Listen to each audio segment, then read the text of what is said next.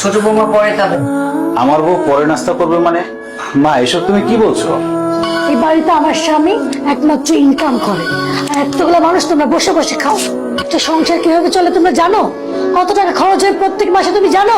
ভাবি, তুমি কি আমাদেরকে খাবার কোটা দিচ্ছ? তুই যদি সেটা বুঝতি তাহলে এতদিন একটা চাকরি ম্যানেজ করে আমার সাথে এই সংসারে আলো। ভাইয়া, আমি তো চাকরি খুঁজছি, আমার কপালে তো কোনো চাকরি জুটছে না। শোনো, চাকরি না হাতের মোয়া না, বললেই পাওয়া যাবে। তুই যদি ফকিন্নির বাচ্চাটাকে বিয়ে না করে বড় বৌমার খালাতো বোনকে বিয়ে করতি, তাহলে তোরও দুলালের মতো একটা ভালো চাকরি। শেফালি গরিব ঘরের মেয়ে, সেটা ঠিক আছে, তোমরা কেউ ওকে অপমান করে কোনো কথা বলো না। তুই একটা গরিব মিসকিন ফকিন্নি মেয়েকে বিয়ে করছিস, মা তো সেটাই বলছি। এখানে অপমান করার কি আছে? আজ থেকে এই বাড়ির সমস্ত কাজ তোমার বউ করবে। আমার বউ এবারে সব কাজ করবে?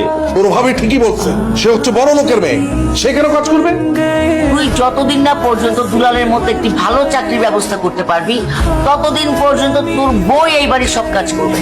ঠিক আছে মা, এই বাড়ির যত কাজকর্ম আছে আমি সব একাই করব, আমার কোনো অসুবিধা হবে না। এখন হচ্ছিস কেন? আমি তো বেকার, যেহেতু সংসারে কোনো ইনকামের সাহায্য করতে পারি না, আমার নাস্তা করার অধিকার একসাথে নাই, আমি পরেই নাস্তা করবো।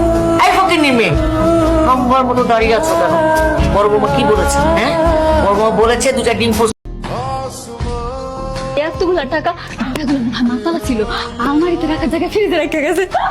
আমার মনে হয় কি হাসান এই বাড়ির মালিক আছে না, ব্যাংকের মালিক ছিল, নাহলে এতগুলা টাকা কেমন নাইব? এই এতগুলা টাকা তুমি রাহনের ব্যবস্থা করো। চলো কাম করি, তুমি আমি ঢালো এনে রেখে দেখে দেওয়ার আগে চলো চলো।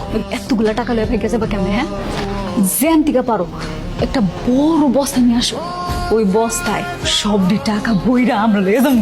ভালো কথা কইছো তো, ইলা তোমার মাথায় বুদ্ধি আছে। সে দাঁড়াও, লই দিছি, দাঁড়াও না। আম্মা, আমি আর হাসানে একটা বাড়ি ঢুকছি, বাড়ি ঢুকে দেখি মা টাকা আর টাকা, ওই টাকা ফ্রিজের পড়ছে মেলা টাকা।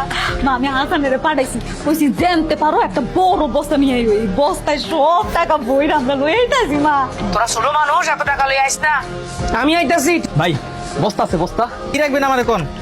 টাকা রাখুন, টাকা এলন, আচ্ছা বড় বস্তা নাই, 100 টাকা দেন।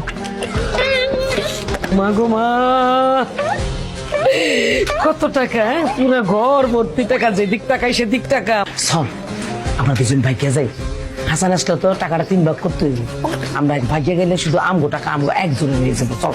তুমি কথাটা কইলা কি? এই টাকার লগে তুমি আমার হাসানের লগে বিয়া দিতে চাও, আর আজকে কইতাছো যে টাকাটা দুজনে ভাগাভাগি করে ভাইগে যায়, হাসানের ভাগ দিতে হবে না? মার মাইয়া মিলা টাকা পয়সা ভাগাভাগি শুরু করে দিয়েছেন অলরেডি। টাকা কেমনে ভাগাভাগি করা যায় সেই